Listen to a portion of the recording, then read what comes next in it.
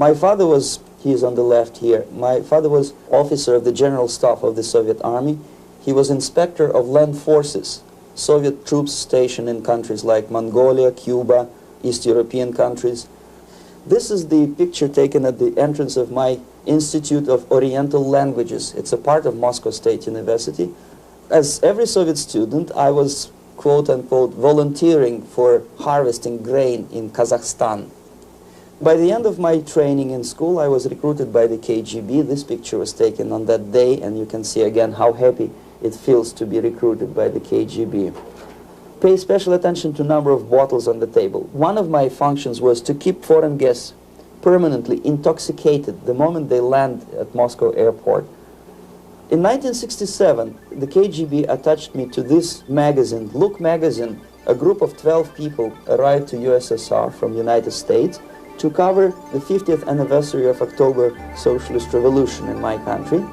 From the first page to the last page, it was a package of lies.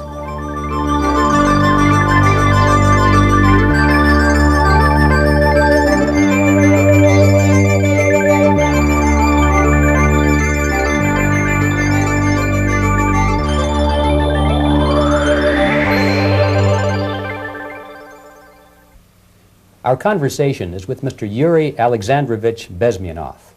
Mr. Bezmenov was born in 1939 in a suburb of Moscow. He was the son of a high-ranking Soviet Army officer.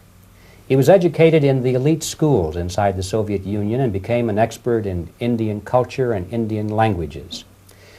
He had an outstanding career with Novosti, which was the, and still is, I should say, the press arm or the press agency of the Soviet Union. It turns out that this is also a front for the KGB. One of his interesting assignments was to brainwash foreign diplomats when they visited Moscow. And he'll tell us a little bit about how they did this and how they planted information which eventually wound up in the press of the free world. He escaped to the West in 1970 after becoming totally disgusted with the Soviet system, and he did this at great risk to his life. He certainly is one of the world's outstanding experts on the subject of Soviet propaganda and disinformation and active measures. Mr. Bezmenov, I'd like to begin by having you tell us a little bit about some of your childhood memories. Well, the most vivid memory of my childhood was Second World War, or to be more precise, the end of the Second World War, when all of a sudden United States, from a friendly nation, which helped us to defeat Nazism, turned overnight into a deadly enemy. And it was very shocking because all newspapers were trying to present an image of belligerent, aggressive American imperialism. Most of the things that we were taught is that United States is aggressive power, which is just about to invade our beautiful, free socialist country, that American CIA is dropping Colorado beetles on our beautiful potato fields to eliminate our crops. And each schoolboy had a picture of Colorado bug on the back page of his notebook. And we were instructed to go into collective fields to search for those little Colorado bugs. Of course, we couldn't find any. Neither we could find many potatoes. And that was explained again by the encroachments of the decadent imperialist power.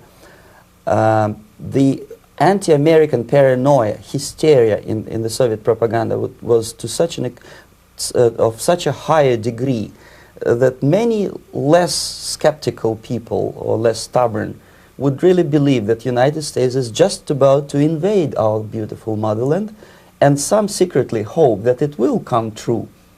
That's interesting. Yes.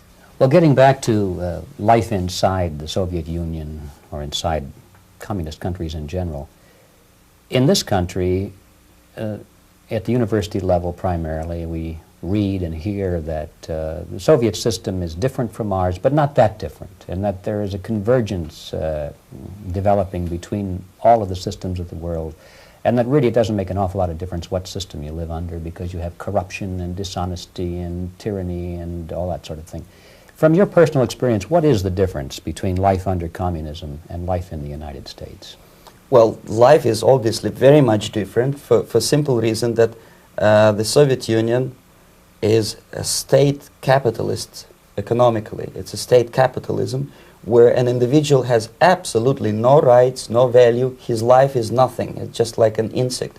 He is disposable, whereby in the United States even the worst criminal is treated as a human being, he has a fair trial, and some of them capitalize on their crimes. They publish their memoirs in their prisons and get handsomely paid by your crazy publishers. The differences, of course, in the daily life are very various, depending on whom we are talking about. In my own private life, I never suffered from communism simply because I was brought up in a family of high-ranking military officer. Most of the doors were open for me. Most of my expenses were paid by the government, and I never had any troubles with the authorities or with the police. So, in other words, I would say I enjoyed, or I had good reasons to enjoy, all the advantages of so-called socialist system. My main motivations to defect had nothing to do with affluence. It was mainly moral indignation, moral protest, rebellion against the inhuman methods of the Soviet system. Well, specifically, what did you object to? I objected, first of all, against oppression of my own dissidents and intellectuals. And that was the most disgusting thing that I witnessed as a young man, young student, who was brought up at a very troublesome period in our history, from Stalin to Khrushchev, from total tyranny and oppression to some kind of liberalization. Second, when I started working for the Soviet embassy in India, to my horror, I discovered that we are millions times more oppressive than any colonial or imperialist power in the history of mankind. That my country brings to India not freedom, progress, and friendship between the nations, but racism, exploitation, and slavery, and of course economical inefficiency to this country. Since I fell in love with India, I developed something which by KGB standards is extremely dangerous thing. It's called split loyalty, when an agent likes a country of assignment more than his own country. I literally fell in love with this beautiful country, a country of great contrasts, but also great humility, great tolerance, and philosophical and intellectual freedoms. My ancestors used to live in caves and eat raw meat when India was a highly civilized nation 6,000 years ago. So obviously the choice was not to the advantage of my own nation. I decided to defect and to entirely dissociate myself from that brutal regime. Mr. Bezmenov, we've read a lot about the concentration camps and the slave labor camps under the Stalin regime. Now the general impression in America is that those things are part of the past. Are they still going on today, or what is the status? Yes. There is no qualitative change in the Soviet concentration camp system. There are changes in numbers of prisoners. Again, this is unreliable Soviet statistics. We don't know how many political prisoners are there in the Soviet concentration camps. But we sure know from various sources that at each particular time there are close to 25 to 30 million of Soviet citizens who are virtually kept as slaves in forced labor camp system. The size of the population of a country like Canada is serving terms as prisoners. Incredible. So I would say that those intellectuals who try to convince American public that concentration camp system is a thing of the past are either conscientiously misleading public opinion, or they are not very intellectual people. They're selectively blind. They lack intellectual honesty when they say that. Well, we've spoken about the intellectuals in this country and also the intellectuals in the Soviet Union. What about down at the broad mass level? Do the people in general, the working people, the workers in general in the Soviet Union, do they support the system? Do they tolerate it? What is their attitude? Well, average Soviet citizen, if there is such an animal, of course, does not like the system because it hurts, it kills. he may not understand the reasons. He may not have enough information or educational background to understand. But I doubt very much there are many people who are conscientiously supporting the Soviet system. There are not such people in USSR. Even those who have all the reasons to enjoy socialism, people like myself, who were a member of journalistic elite, they also hate the system for different reasons, though. Not because they lack material affluence, but because they are unfree to think, they are in constant fear, duplicity, split personality. And this is the greatest tragedy for my nation. Well, what do you think are the chances of the people actually overcoming their system or replacing it? There is a great possibility that system will sooner or later be destroyed from within. There is a self-destructive mechanism built into any socialist or communist or fascist system, because there is lack of feedback, because the system does not rely upon loyalty of population. But until this Soviet junta is being supported by the Western so-called imperialists, that is, multinational companies, establishments, governments, and let's face it, intellectuals, so-called academia in the United States is famous for supporting the Soviet system. As long as the Soviet junta will keep on receiving credits, money, technology, grain deals, and political recognition from all these traitors of democracy or freedom, there is no hope, there is not much hope for changes in my country, and the system will not collapse by itself simply because it's being nourished by so-called American imperialism. This is the greatest paradox in history of mankind, when capitalist world supports and actively nourishes its own destroyer, destructor. I think you're trying to tell us something. Oh, in yes. This country.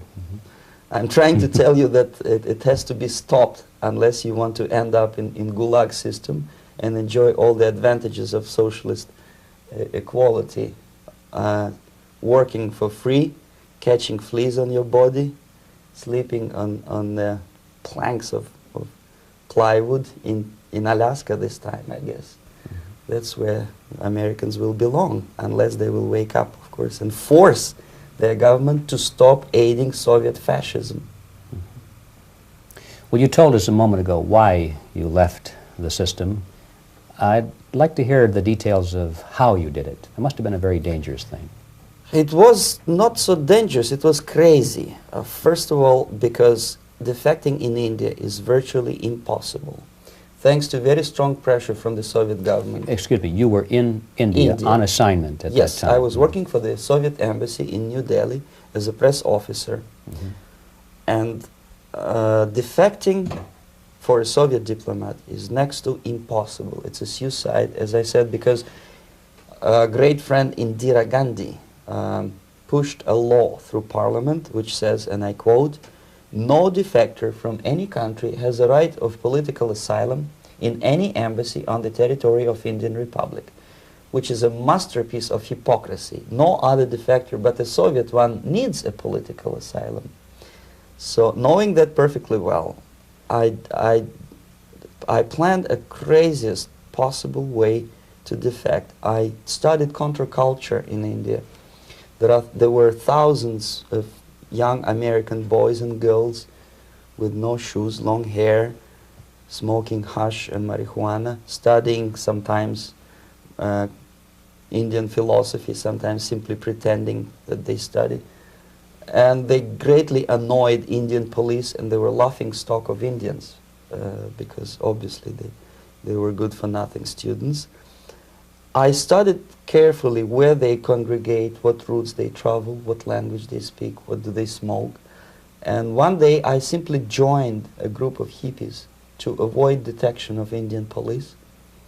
I was dressed as a typical hippie with blue jeans, long camise shirts with all kind of nice decorations like beads, long hairs.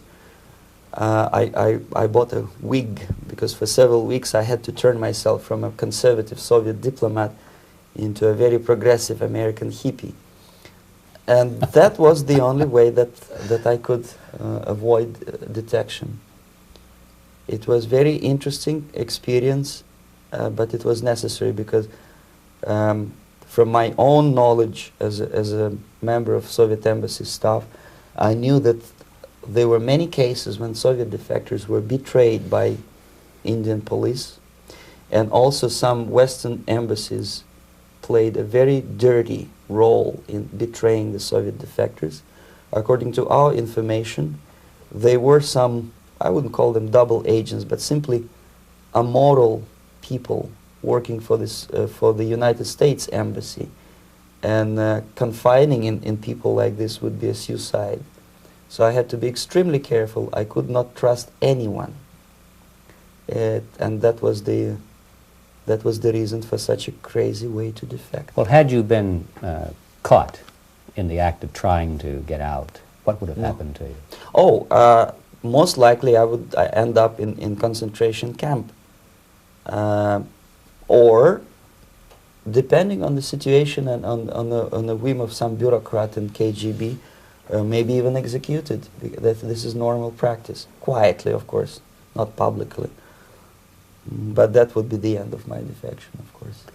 Well, when did you finally make it to the United States? In 1970, after about 6 months of debriefing in Athens by the CIA, and I presume FBI too, they let me go first to Germany, then to Canada. That was my decision. I had to change my identity to protect my family and my friends in USSR. And also I was a little bit paranoid, knowing that both Soviet KGB and probably some double agents within American system may be after me. So I wanted to settle down as far away as possible. I requested CIA to give me some kind of new identity and just let me go on my own. And I settled in Canada. I was a student.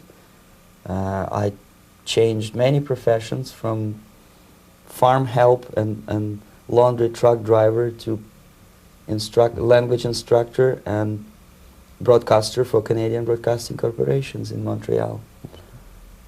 Well, have you had any threats on your life or any yes. unpleasant In about 5 years, KGB eventually discovered that I am working for Canadian Broadcasting. I made a very big mistake. I started working for overseas service of CBC, which is similar to Voice of America, in Russian language. And of course, monitoring service in USSR picked up every new voice. Every new announcer they would make it a point to discover who he is. And in 5 years, sure enough, slowly but surely, they discovered that I am not Thomas Schumann, that I am Yuri Alexandrovich Bezmenov, and that I'm working for Canadian Broadcasting, and undermining beautiful détente between Canada and USSR. And the Soviet ambassador Alexander Yakovlev made it his personal effort to discredit me. He complained to Pierre Trudeau, who is known to be a little bit soft on socialism. And the management of CBC behaved in a very strange, cowardly way, unbecoming to representatives of an independent country like Canada. They listened to every suggestion that Soviet ambassador gave, and they started shameful investigation, analyzing content of my broadcasts to USSR. And sure enough, they discovered that some of my statements were probably would be offending to the Soviet Politburo. So I had to leave my job. And of course, subtle intimidations. They would say something like, please cross the street carefully because, you know, traffic is very heavy in Quebec. And fortunately, I know about the psychology and the logic of activity of the KGB, and I never allowed myself to be intimidated. This is the worst thing. This is what they expect a person, a defector, to be intimidated.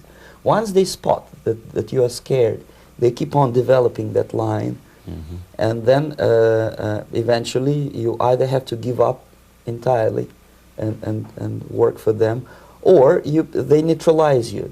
They would definitely stop all kind of political activity, which they failed to do in my case, because I was stubbornly working for the Canadian Broadcasting. And in response to their intimidations, I said that, look, this is a free country, and I am as free as you are. And I also can drive very fast. And gun control is not yet established in Canada, so I had a couple of good shotguns in my basement. So welcome to visit me someday with your Kalashnikov's machine guns. So obviously it didn't work. Intimidation didn't work. So they tried different approach, as I described. They approached on the highest level, on the level of Canadian bureaucracy. And on that level they were successful. On that level they were successful. On individual level they failed flat. Mr. Bezmenov has brought a series of slides with him that he has taken from the Soviet Union, and I think this is a good time to take a look at the slides. Yes. Now, the viewers will be able to see these slides as we talk about them. Yes, this is a collection of slides which are, some of them are snapshots from my family album, some of them are documents which I smuggled from the Soviet embassy, and some are reproductions from local mass media. I usually show them to establish my credibility as a defector. This is a picture of my native town, Mytishi, about 20 miles north from Moscow. Characteristically, there is a statue of Comrade Lenin in the central square. This is myself at the age of 7, again, characteristically, under the statue of Comrade Stalin, extending his friendly hand to peoples of the world. At that age, of course, I was still idealistically minded young communist, and I still believe that sooner or later things will go for better. But I realized that the system stinks, that something is fishy, and that ideology is fake, and the propaganda about advanced Soviet agriculture simply didn't meet the criteria of reality. If they talk about abundance of food and there is none in the stores, there must be something wrong. My father was, he is on the left here, my father was officer of the General Staff of the Soviet Army. He was inspector of land forces, Soviet troops stationed in countries like Mongolia, Cuba, East European countries. Were he alive today, most likely he would be inspecting Soviet troops in Nicaragua, Angola, and many other parts of the world. Fortunately, he died and he didn't see the disgrace, because deep inside he was a Russian patriot. He didn't like the idea of expanding Soviet military might, especially in the areas where we were not welcomed at all. Unlike many other military officers, he was reporting directly to the Minister of Defense, bypassing KGB and diplomatic service. In other words, he was a trusted military professional. And my impression that this type of people are much less hawkish and adventuristic than party bureaucrats in Kremlin.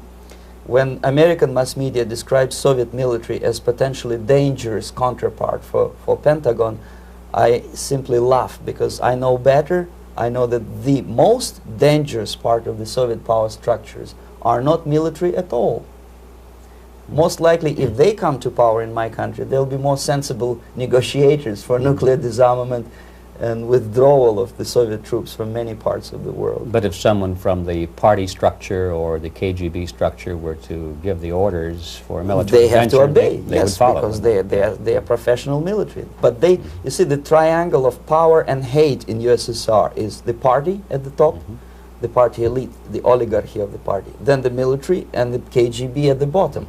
They hate each other, and the most hated triangle, the most hated corner of the triangle is the Communist Party bureaucrats. They are the most adventuristic, senile megalomaniacs. They can start war, I wouldn't be surprised. Not the military. They know what war is. Yes. At least my father did. This is the picture taken at the entrance of my Institute of Oriental Languages. It's a part of Moscow State University. I graduated in 1963. And now, excuse me, which one were you on? I am on the right. You're on the right. And on the left is my my schoolmate Vadim Smirnov, who later was a apparatchik in the Central Committee of the Soviet Union Communist Party. What is an apparatchik? It's a functionary, something like civil service in British Empire. Someone who is never fired from the service. He stays there internally. He may not be promoted too high, but he's a dependable bureaucrat who will stay forever. I studied not only languages, but also history, literature, even music. I'm on this picture. I'm trying to learn how to play Indian musical instrument. I even tried to look like an Indian when I was second-year student. Not bad, right? Yes, actually it was strongly encouraged by the instructors in my school, because the graduates of my school were later on employed as diplomats, foreign journalists, or spies. As every Soviet student, I was quote-unquote volunteering for harvesting grain in Kazakhstan. This is the biggest agricultural blunder of the Soviet government. But I didn't have much choice, of course, because the communist motto borrowed from the Bible says, "Those who do not work shall not eat." And you can see me eating, therefore I was working, and you can see how happy I was about it. I went through a very extensive physical and military training, including the military games in areas, suburban areas of Moscow. And here, for example, we are on the tour in Arkhangelsk area. And by the end of my training in school, I was recruited by the KGB. This picture was taken on that day, and you can see again how happy it feels to be recruited by the KGB. Our conversation with Yuri Alexandrovich Bezmenov, who is a defector from the Soviet Union, a former propaganda agent for Novosti and the KGB, will continue after this message.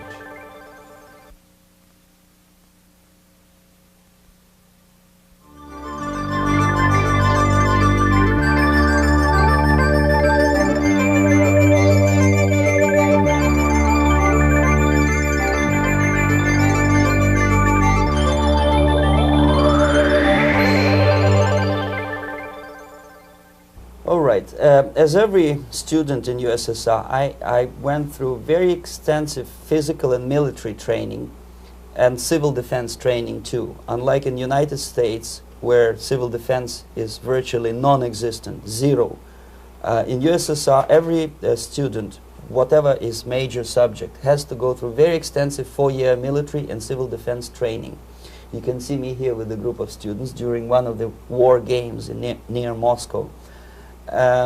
The main idea, of course, is to prepare a huge reserve army of the USSR. Each student has to graduate as a junior lieutenant. In my case, it was administrative and military intelligence service. My first assignment was to India as a translator with the Soviet Economical Aid Group, building refinery complexes in Bihar state and Gujarat state. At that time, I was still naively, idealistically believing that what I was doing contributes to the understanding and cooperation between the nations. It took me quite a number of years to realize that what we were bringing to India was a new type of colonialism, 1,000 times more oppressive and exploitative than any colonialism or imperialism in history of mankind. But at that time, I was still hoping that, well, maybe it's not that bad, could be worse, and things may go for better. And I even tried to implement the beautiful Marxist motto, "Proletarians of all the countries unite." I tried to unite with the nice Indian girl, and I was fascinated by Indian culture, by the family life in this country. But obviously, Communist Party had different plans for my genes, so I had to marry this beautiful Russian girl. In the span of my career, I married 3 times. Most of these marriages were marriages of convenience, on advice from the Department of Personnel. This is normal practice in USSR. When a Soviet citizen is assigned to a foreign job, he has to be married, either to keep family in USSR as hostages, or, if it's a convenience marriage like mine, so that the husband and wife are virtually informers on each other to prevent defection or contamination by decadent imperialist or capitalist ideas. In my case, I hated that girl so much that the moment I landed in Moscow, we were divorced, and I married later, second time. By the end of my first assignment in India, I was promoted to the position of public relation officer. You can see me here translating a speech by a Soviet boss. And you're on the right. I'm on the right here, yes. And it was, the occasion was commissioning of the refinery complex in Bihar, Barauni.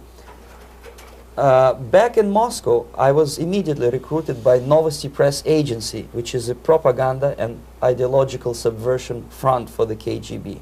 75% of the members of the Novosti are commissioned officers of the KGB. The other 25 are, like myself, co-opted agents who are assigned to specific operations. In this particular case, you can see me talking to students of Lumumba Friendship University in Moscow. This is a huge school under the direct control of the KGB and Central Committee, where future leaders of the so-called national liberation movements are being educated and selected carefully. And some of them have absolutely, neither, this for example is a group of students from Lumumba. They don't look like students at all. They look more like military, and that's exactly what they were. They were dispatched back to their countries to be leaders of the so-called national liberation movements, or to be translated into normal human language, leaders of international terrorist groups. Another area of activity when I was working for the Novosti was to accompany groups of so-called progressive intellectuals, writers, journalists, publishers, teachers, professors of colleges. You can see me here in Kremlin. I'm second on the left, with a group of Pakistani and Indian intellectuals. Most of them pretended they don't understand that we are actually working on behalf of the Soviet government and the KGB. They pretended that they are actually being guests, VIP intellectuals, that they are treated according to their merits and their intellectual abilities. For us, they were just a bunch of political prostitutes to be taken advantage for various propaganda operations. Therefore, you can see perfectly well the senior colleague of mine on the left doesn't really have that much respect on his face, and myself with a very skeptical smile, typical KGB sarcastic smile, anticipating another victim of ideological brainwashing. This is how a typical conference in Novosti headquarters in Moscow looked like. Sitting in the middle is Boris Burkov, the then director of Novosti Press Agency, high-ranking party bureaucrat in the Department of Propaganda. I am standing next to a famous Indian poet, Sumitranandan Pant. He was famous because he was an author. He was the author of a famous poem titled Rhapsody to Lenin. That's why he was invited to USSR, and everything was paid by the Soviet government. Pay special attention to number of bottles on the table. This is one of the ways to kill the awareness or curiosity of foreign journalists. One of my functions was to keep foreign guests permanently intoxicated the moment they land at Moscow airport. I had to take them to the VIP lounge and toast to friendship and understanding between the nations of the world. Glass of vodka, then a second glass of vodka. And in no time, my guests would be feeling very happy. They would see everything in kind of pink, nice color. And that's the way I had to keep them permanently for the next 15 or 20 days. At a certain point in time, I had to withdraw alcohol from them so that some of them who are the most recruitable would feel a little bit shaky, guilty, trying to remember what they were talking last night. That's the time to approach them with all kind of nonsense, such as joint communique or statement for Soviet propaganda. That's the time they are the most flexible. And of course, what they didn't understand, they didn't realize or pretended not to realize, that myself, who was drinking together with them, was not drinking at all. I had ways to get rid of alcohol through various techniques, including special pills which were given to me by my colleagues. But they were taking it seriously. In other words, they would consume quite large volumes of alcohol and feel quite uneasy next morning. In 1967, the KGB attached me to this magazine, Look magazine. A group of 12 people arrived to USSR from United States to cover the 50th anniversary of October Socialist Revolution in my country.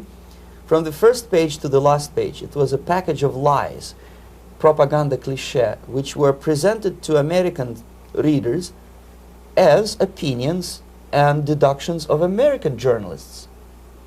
Nothing could be far from truth. These were not opinions. They were not opinions at all. They were the clichés which the Soviet propaganda wants American public to think that they think. If it does make any sense at all. It sure does, because from the viewpoint of the Soviet propaganda, although there are some subtle criticisms of the Soviet system, the basic message is that Russia today is a nice, functioning, efficient system supported by majority of population. That's the biggest lie. And of course, American intellectuals and journalists from Look magazine elaborated on that untruth in various different ways. They intellectualized that lie. They found all kinds of justifications for telling lies to American public. Excuse me, it was partly your job to make sure that they got these ideas, yes, and accepted them as their own ideas. Right. Actually, even before they arrived to USSR, and they paid astronomical sum of money for that visit, they were submitted, this Novosti Press agency developed so-called backgrounders, 20-25 pages of information and opinions which were presented to the journalists even before they bought their tickets to Moscow. They had to analyze the situation, and judging on their reaction to that backgrounder, the local Novosti representative or local Soviet diplomat in Washington, D.C. would assess whether they be given visa to USSR or not. So but they were selected ahead of time. Oh yes, they were pre-selected very carefully, and there is not much chance for honest journalists to arrive to USSR and to stay there for 1 year and to bring this package of lies back home. This, for example, is a centerfold of the Look magazine. They presented this monument erected by Communist Party in Stalingrad as the symbol, personification of Russian military might. And they said in the article, which is published on the site, that Soviets are very proud of the victory in the Second World War. This is another big myth, a lie. No sensible people would be proud to lose 20 millions of their countrymen in a war which was started by Genosse Hitler and Comrade Stalin and paid by American multinationals. Most of the Soviet citizens look at this type of monuments with disgust and sorrow, because every family lost father, brother, sister, or child in the Second World War. Yet American journalists who were trying to appease, to please their hosts, presented this picture on the centerfold as the symbol and personification of Soviet national, they call it Russian national spirit. And it was greatest misconception and a very tragic misunderstanding. Of course, Look magazine was not distributed in USSR. The main audience was in United States. But I presume that many Americans, millions of Americans who were reading Look magazine at that time, had absolutely wrong idea about the sentiments of my nation, about what the Soviets are proud of and what they hate. This is a group, you see the same lady with the sword in Stalingrad. This is the group of journalists. Myself is in the center with the same devilish smile. And Mr. Philip Harrington is on the extreme left there with his camera. This is the gentleman which was so deaf or so uninterested in what I had to say to him. This is the same picture, a blow-up of the same picture. Many guests from various countries, in this particular case from Asia and Africa, were taken by me as a Novosti Press agency employee for a tour across Siberia, for example. We would show them typical kindergarten, you see, nothing special by American standards, just nice children sitting, eating their breakfast or lunch. What they could not understand, or they pretended not to understand, that this is an exemplary kindergarten. This is not the kindergarten for average person or average family in USSR. And we maintain that illusion in their minds. You can see myself under the red spot in the middle there, with the same business-like expression. I'm doing my job. That's what I'm assigned to do, and that's what I was paid to do. But deep inside, I still hope that at least some of these useful idiots would understand that what they are looking at has nothing to do with the level of affluence in my nation. This is a better picture which reflects the true spirit of the Soviet childhood. This picture was printed in a Canadian government publication by mistake. In the middle you can see children playing on a small courtyard, and the caption goes, "This is a typical kindergarten in Siberia." What these idiots didn't understand, that it is not kindergarten at all. It is a prison for children of political prisoners. But there was not a single mentioning that what they were visiting actually was an area of concentration camps. And the job of people like myself to help them to not to notice that they are actually talking to prisoners. Most of the children were dressed, especially on the occasion of the foreigners' visit. Of course, there were no corpses on the ground. There were no machine gun guards. And well, it looks not very pleasant, as you see. It looks dull, but obviously it does not create an impression that this is actually a prison. Well, did any of the journalists have the curiosity to ask about prisons and that kind of thing? Yes. They were in Siberia. This Yes. is what you associate. Yes, some of them asked questions, and naturally we would give them, for the stupid question, we give them stupid answer. No, there are no prisons in Siberia. No, most of the people who you see are free citizens of USSR. They are very happy to be here, and they are contributing to the glory of the socialist system. Some of them pretended that they believe what I was telling them, and most of them, we may discuss it later, what are the motivations of these people? Why would they stubbornly bring lies to their own population through their own mass media? I have various answers to this. There is not a single explanation. It's a complex of explanations. It's fear, pure biological fear. They understand that they are on the territory of an enemy state, a police state. And just to save their rotten skins and their miserable jobs, their affluence back home, they would prefer to tell a lie than to ask truthful questions and report truthful information. Second, most of these schmucks were afraid to lose their jobs, because obviously if you tell truth about my country, you will not last long as a correspondent of New York Times or Los Angeles Times. They will fire you. What kind of correspondent are you? You obviously cannot find common language with Russians if they kick you out in 24 hours. So just by trying to be conformist to their own editorial bosses, they tried not to offend the sentiments of the Soviet administrators and people like myself. Deep inside, I hope they would insult my or offend my sentiments. Obviously, they preferred not to. Another reason, I refuse to believe it, but obviously, there is another reason. Obviously, it's a greed. These people earn a lot of money. When they come back to USA, they claim that they are experts on my country. They write books which sells in million copies, titled like Russians, The Truth About Russia. Most of it is lie about Russia. Yet they claim to be Sovietologists. They play back myth about my country, the propaganda cliches. Yet they stubbornly resist the word of truth. If a person like Solzhenitsyn is either defecting or kicked out of USSR, they try all their best to discredit him and to discourage him. I don't have much chance to appear on national network with a true story about my country. But a useful idiot like Hendrik Smith or Robert Kaiser, they are big heroes. They come back from USSR, they say, oh, we were talking to dissidents in Russia. Big deal.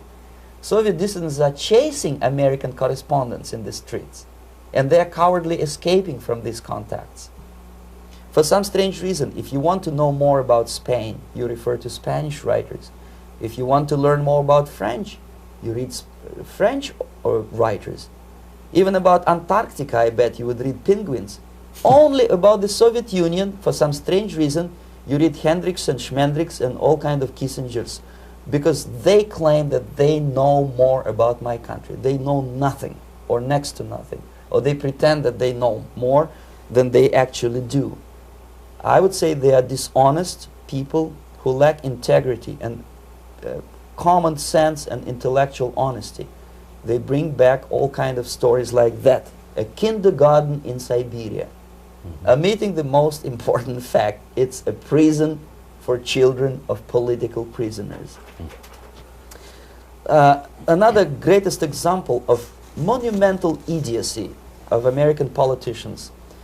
Edward Kennedy was in Moscow, and he thought that he is a popular, charismatic American politician who is easygoing, who can smile, dance at the wedding in Russian Palace of Marriages.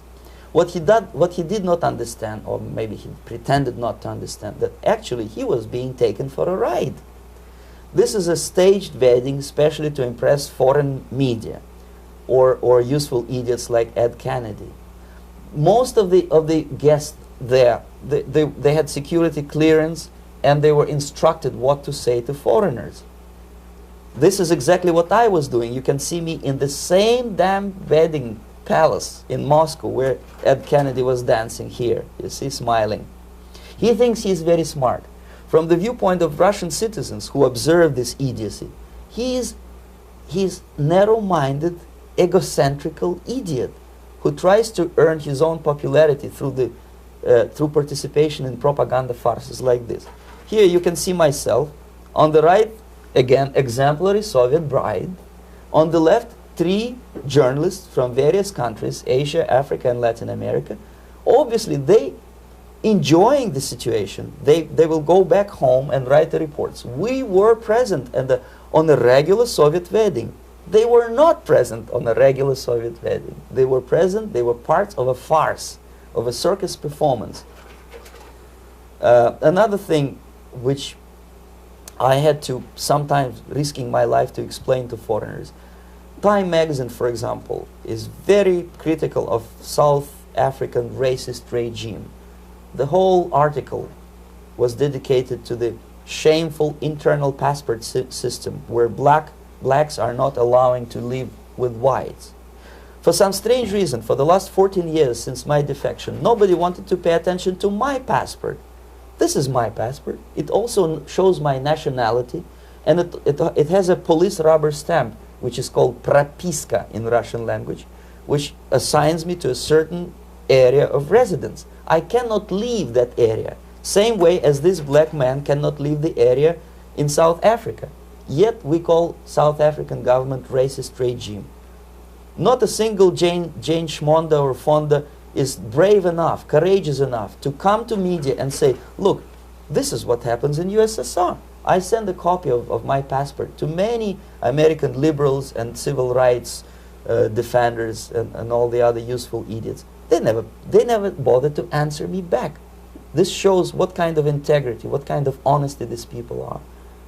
They're a bunch of hypocrites because they don't want to recognize a good example of racism in my country.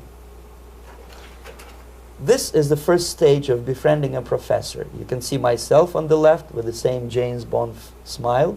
On the right is my KGB supervisor, Comrade Leonid Mitrokhin, and in the middle a professor of political science in Delhi University.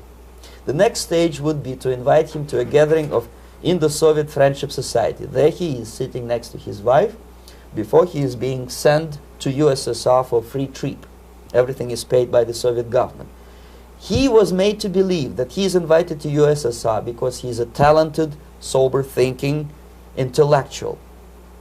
Absolutely false. He is invited because he is a useful idiot, because he would agree and subscribe to most of the Soviet propaganda cliché. And when he is coming back to his own country, he is going for years and years to teach the beauties of Soviet socialism to newer and newer generations of his students, thus promoting the Soviet propaganda line. The KGB was even curious about this gentleman. It may look innocent. Maharishi Mahesh Yogi, a great spiritual leader, or maybe a great charlatan and crook, depending on from which side you are looking at him. Beatles were trained at his ashram in Hardwar in India how to meditate. Mia Farrow and other useful idiots from Hollywood visited his school, and they returned back to United States absolutely zonked out of their minds with marijuana, hashish, and crazy ideas of meditation. To meditate, in other words, to isolate oneself from the current social and political issues of your own country. To get into your own bubble, to forget about troubles of the world. Obviously, KGB was very fascinated with such a beautiful school, such a brainwashing center for stupid Americans. I was dispatched by the KGB to check what kind of VIP Americans attend this school. That's you on the left. Yes, I'm on the left. I was trying to get enrolled in that school. Unfortunately, the Maharishi Mahesh Yogi asked too much. He wanted $500 American for enrollment. But my function was not actually to get enrolled in the school. My function was to discover what kind of people from United States attend this school. And we discovered that, yes, there are some influential members of family, public opinion makers of United States, who come back with the crazy stories about Indian philosophy. Indians themselves look upon them as idiots, useful idiots. To say nothing about KGB, who looked at them as extremely naive, misguided people. Obviously, a VIP, say a wife of a congressman, or a prominent Hollywood personality, after being trained in that school, is much more instrumental in the hands of manipulators of public opinion and KGB than a normal person who understands, who looks through this type of fake religious training. Why would they be more susceptible to manipulation? I just mentioned that because, you see, a person who is too much involved in introspective meditation. You see, if you carefully look what Maharishi Mahesh Yogi is teaching to Americans, is that most of the problems, most of the burning issues of today can be solved simply by meditating. Don't rock the boat. Don't get involved. Just sit down, look at your navel, and meditate. And the things, due to some strange logic, due to cosmic vibration, will settle down by themselves. This is exactly what the KGB and Marxist-Leninist propaganda wants from Americans, to distract their opinion, attention, and mental energy from real issues of the United States into a non-issues, into a non-world, non-existent harmony. Obviously, it's more beneficial for the Soviet aggressors to have a bunch of duped Americans than Americans who are self-conscious, healthy, physically fit, and alert to the reality. Maharishi Mahesh Yogi obviously is not on the payroll of the KGB. But whether he knows it or not, he contributes greatly to demoralization of American society. And he's not the only one. There are hundreds of those gurus who come to your country to capitalize on naivete and stupidity of Americans. It's a fashion. It's a fashion to meditate. It's a fashion not to be involved. So obviously, you can see that if KGB were that curious, if they paid my trip to Hardwar, if they assigned me to that strange job, obviously they were very much fascinated. They were convinced that that type of brainwashing is very efficient and instrumental in demoralization of the United States. Our conversation with Yuri Alexandrovich Bezmenov, who is a defector from the Soviet Union, a former propaganda agent for Novosti and the KGB, will continue after this message.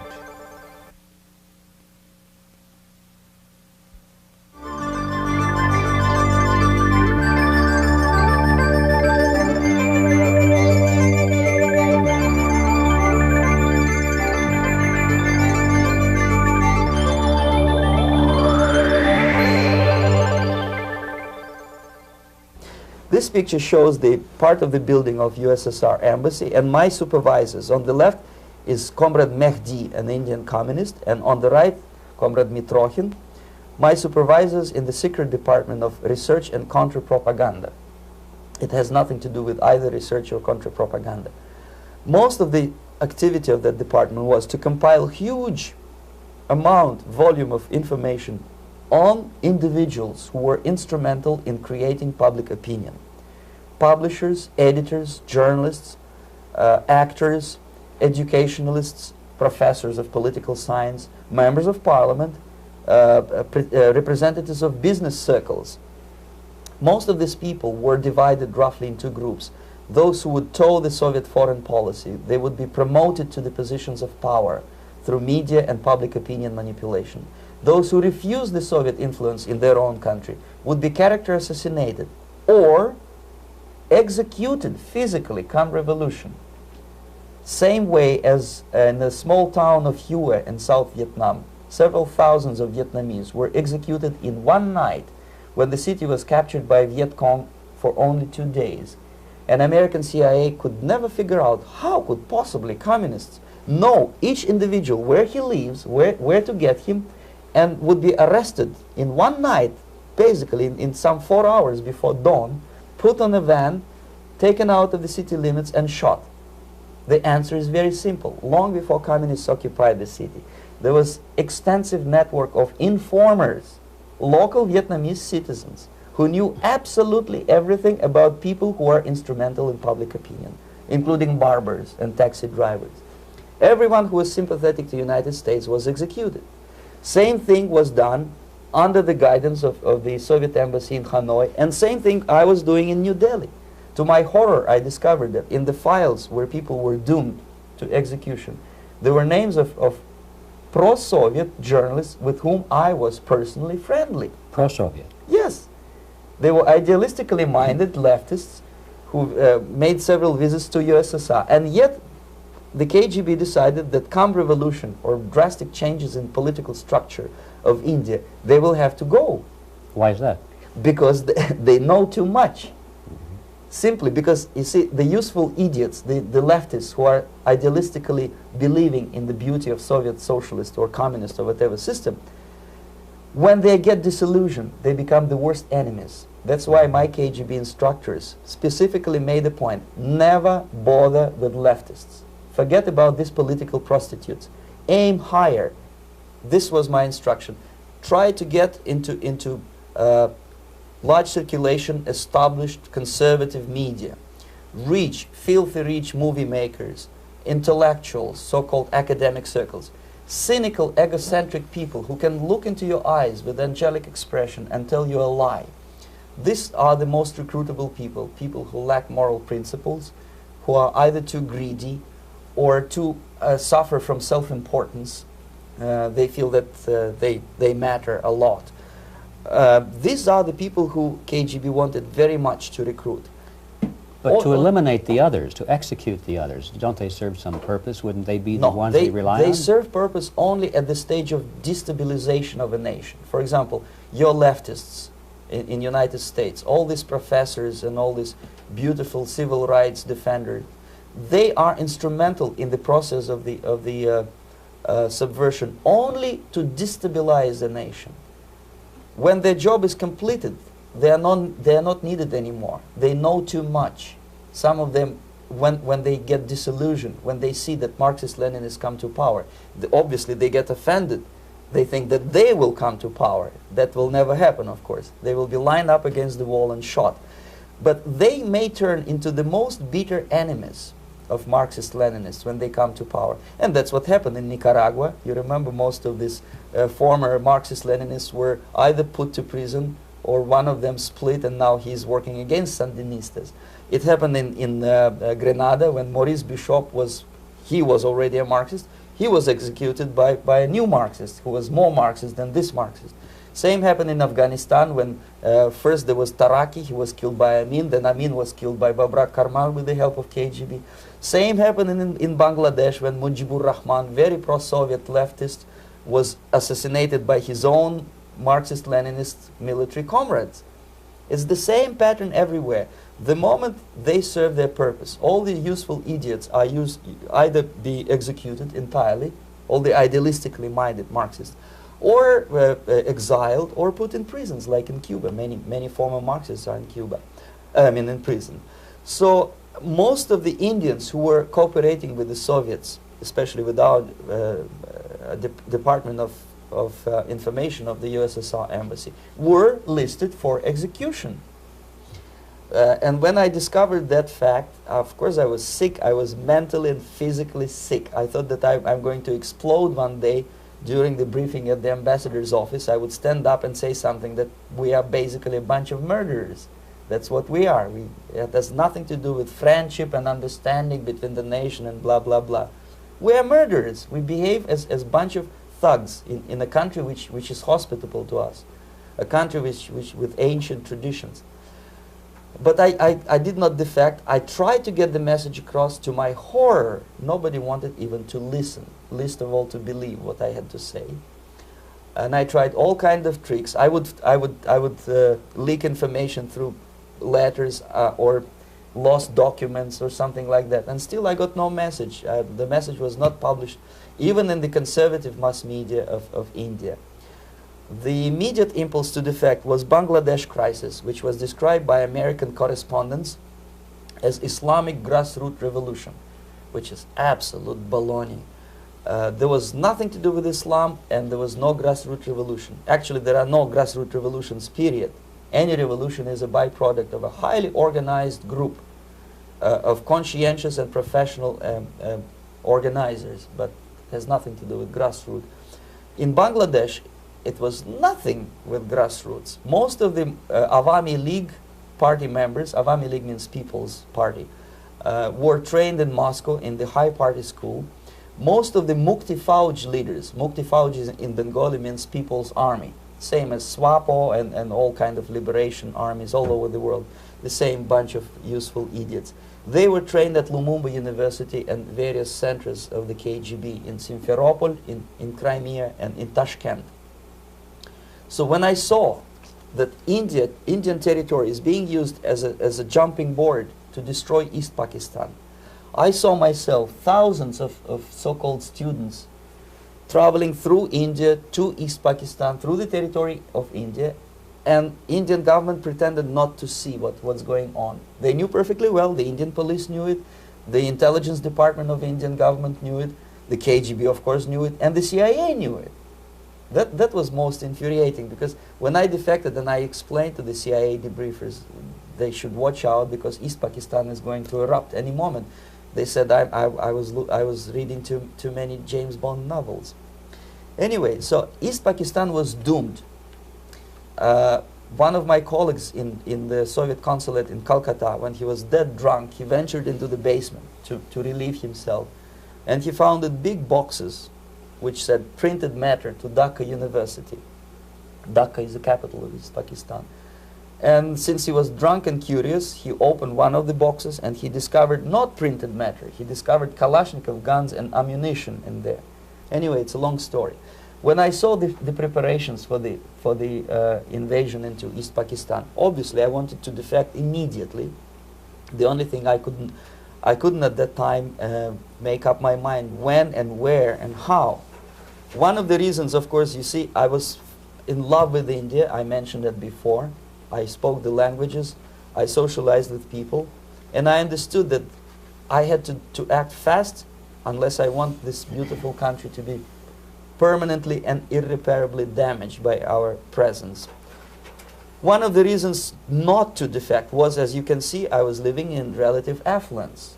Who the hell in the normal mind would defect and do what? To be abused by your media, to be called McCarthyist and fascist and paranoid, or to drive a taxi in New York City? What for? What the hell for should I defect?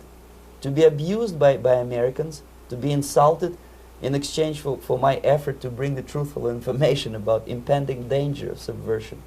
As you can see, I was living in quite a comfortable conditions next to swimming pool, where Indians were not allowed, by the way.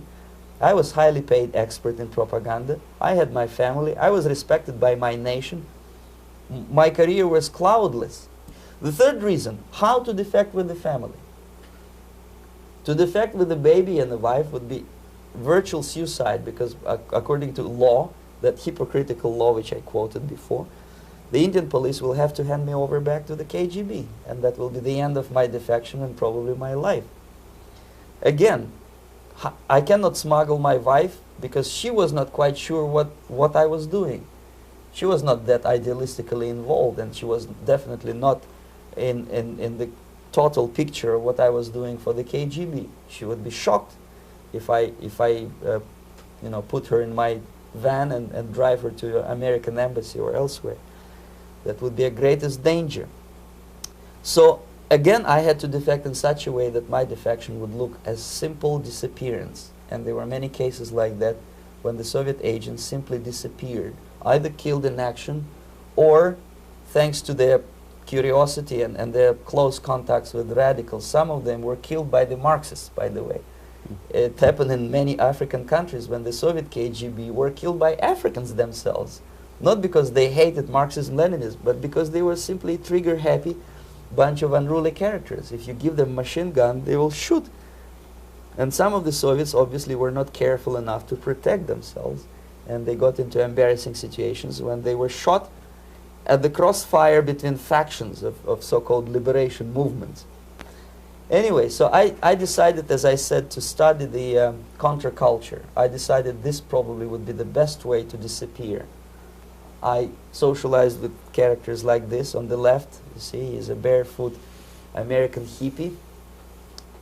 It took me quite a long time to study exactly what they were doing and how to mix with them. But eventually I did it. Most of Indian newspapers carried my picture and promise of 2,000 rupees for information about my whereabouts.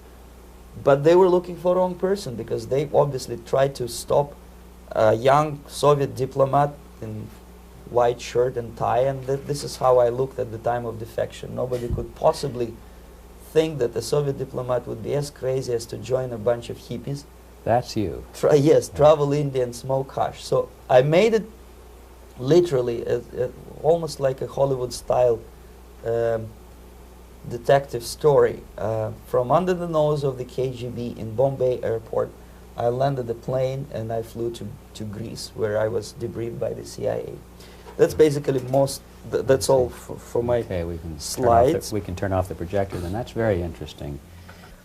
Well, you spoke several times before about ideological subversion. That is a phrase that I'm afraid some Americans don't fully understand. When the Soviets used the phrase ideological subversion, what do they mean by it? Ideological subversion is the process which is legitimate, overt, and open. You can see it with your own eyes. All you have to do, all American mass media has to do, is to unplug their bananas from their ears, open up their eyes, and they can see it. There is no mystery. There is nothing to do with espionage. I know that espionage intelligence gathering looks more romantic. It sells more deodorants through the advertising, probably. That's why your Hollywood producers are so crazy about James Bond type of thrillers. But in reality, the main emphasis of the KGB is not in the area of intelligence at all. According to my opinion and opinion of many defectors of my caliber, only about 15% of time, money, and manpower is spent on espionage as such. The other 85% is a slow process which we call either ideological subversion or active measures, активные мероприятия in the language of the KGB, or psychological warfare. What it basically means is to change the perception of reality of every American to such an extent that despite of the abundance of information, no one is able to come to sensible conclusions in the interests of defending themselves, their families, their community, and their country. It's a great brainwashing process which goes very slow, and it's divided in 4 basic stages. The first one being demoralization. It takes from 15 to 20 years to demoralize a nation. Why that many years? Because this is the minimum number of years which requires to educate one generation of students in the country of your enemy, exposed to the ideology of the enemy. In other words, Marxism-Leninism ideology is being pumped into the soft heads of at least 3 generations of American students without being challenged or counterbalanced by the basic values of Americanism, American patriotism. The result you can see. Most of the people who graduated in the 60s, dropouts or half-baked intellectuals, are now occupying the positions of power in the government, civil service, business, mass media, educational system. You are stuck with them. You cannot get rid of them. They are contaminated. They are programmed to think and react to certain stimuli in a certain pattern. You cannot change their mind, even if you expose them to authentic information, even if you prove that white is white and black is black. You still cannot change the basic perception and the logic of behavior. In other words, these people, the process of demoralization is complete and irreversible. To get rid society of these people, you need another 20 or 15 years to educate a new generation of patriotically minded and common sense people who would be acting in favor and in the interests of the United States society. And yet these people who've been programmed and, as you say, in place and Yes. who are favorable to an opening with the Soviet concept, these are the very people who would be marked for extermination in this country? Most of them, yes. Simply because the psychological shock when they will see in future what the beautiful society of equality and social justice means in practice, obviously they will revolt. They will be very unhappy, frustrated people. And the Marxist-Leninist regime does not tolerate these people. Obviously they will join the links of dissenters, dissidents. Unlike in present United States, there will be no place for dissent in future Marxist-Leninist America. Here you can get popular like Daniel Ellsberg and filthy rich like Jane Fonda for being dissident, for criticizing your Pentagon. In future, these people will be simply squashed like cockroaches. Nobody is going to pay them nothing for their beautiful, noble ideas of equality. This they don't understand, and it will be greatest shock for them, of course. The demoralization process in the United States is basically completed already. For the last 25 years. Actually, it's overfulfilled because demoralization now reaches such areas where previously not even Comrade Andropov and all his experts would even dream of such a tremendous success. Most of it is done by Americans to Americans, thanks to lack of moral standards. As I mentioned before, exposure to true information does not matter anymore. A person who was demoralized is unable to assess true information. The facts tell nothing to him. Even if I shower him with information, with authentic proof, with documents, with pictures, even if I take him by force to the Soviet Union and show him concentration camp, he will refuse to believe it until he is going to receive a kick in his fat bottom. When a military boot crashes his, then he will understand, but not before that. That's the tragic of the situation of demoralization. So basically America is stuck with demoralization, and unless, even if you start right now, here, this minute, you start educating new generation of Americans, it will still take you 15 to 20 years to turn the tide of ideological perception of reality back to normalcy and patriotism. The next stage is destabilization. This time, subverter does not care about your ideas and the patterns of your consumption. Whether you eat junk food and get fat and flabby, it doesn't matter anymore. This time, and it takes only from 2 to 5 years to destabilize a nation, what matters is essentials: economy, foreign relations, defense systems. And you can see it quite clearly that in some areas, in such sensitive areas as defense and economy, the influence of Marxist-Leninist ideas in the United States is absolutely fantastic. I could never believe it 14 years ago when I landed in this part of the world that the process will go that fast. The next stage, of course, is crisis. It may take only up to 6 weeks to bring a country to the verge of crisis. You can see it in Central America now. And after crisis, with a violent change of power, structure, and economy, you have so-called the period of normalization. It may last indefinitely. Normalization is a cynical expression borrowed from Soviet propaganda. When the Soviet tanks moved into Czechoslovakia in '68, Comrade Brezhnev said, "Now the situation in brotherly Czechoslovakia is normalized."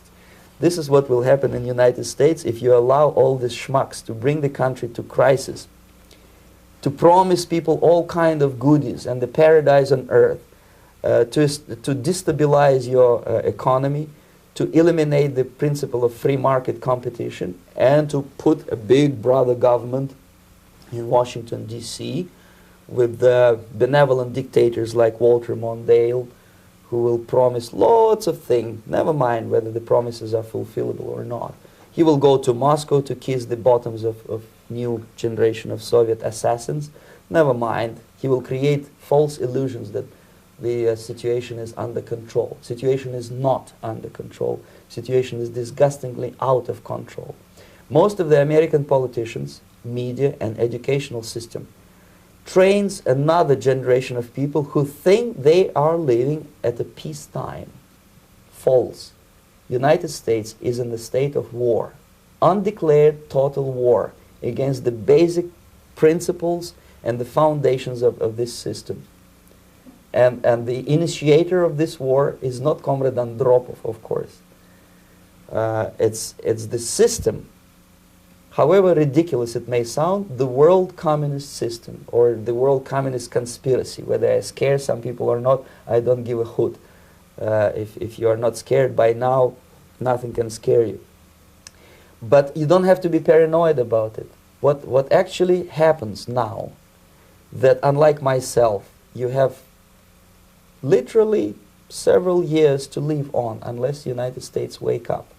The time bomb is ticking. With every second, the disaster is coming closer and closer. Unlike myself, you will have nowhere to defect to, unless you want to live in Antarctica with penguins. This is it. This is the last country of freedom and possibility. Okay, so what do we do? What is your recommendation to the American people?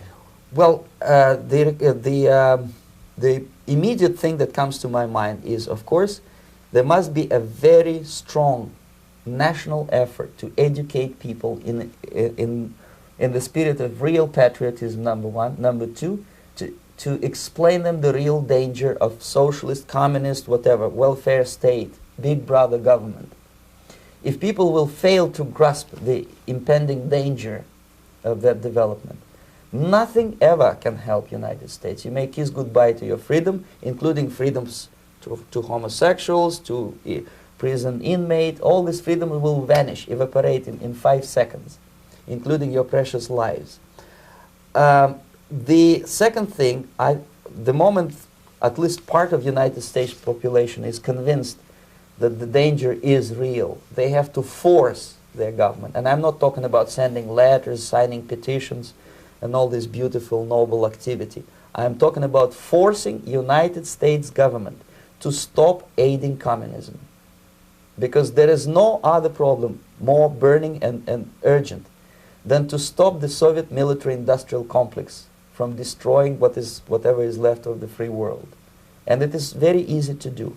No credits, no technology, no money, no political or diplomatic recognition, and of course no such idiocy as grain deals to USSR.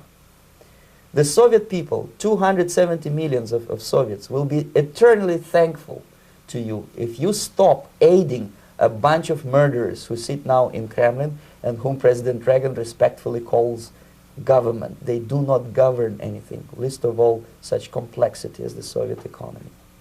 So basic, two very simple, maybe too simplistic answers or solutions, but nevertheless they are the only solutions. Educate yourself, understand what's going on around you. You are not living at the time of peace. You are in a state of war, and you have precious little time to save yourself. You don't have much time, especially if you are talking about young generation. There's not much time left for convulsions to the beautiful disco music. Very soon it will go, just overnight. If we are talking about capitalists or wealthy businessmen, I think they are selling the rope on which they will hang very soon. If they don't stop, if they cannot curb their unsettled desire for profit, and if they keep on trading with the monster of the Soviet communism, they are going to hang very soon. And they will pray to be killed, but unfortunately they will be sent to Alaska probably to manage industry of slaves. It's simplistic. I know it sounds unpleasant. I know Americans don't like to listen to things which are unpleasant. But I have defected not to tell you the stories about such idiocy as microfilm, James Bond type espionage. This is garbage. You don't need any espionage anymore. I have come to talk about survival. It's a question of survival of this system. You may ask me, what is it in for me? Survival, obviously, because unlike, as I said, I am now in your boat. If we sing together, we'll sing beautifully together. There is no other place on this planet to defect to.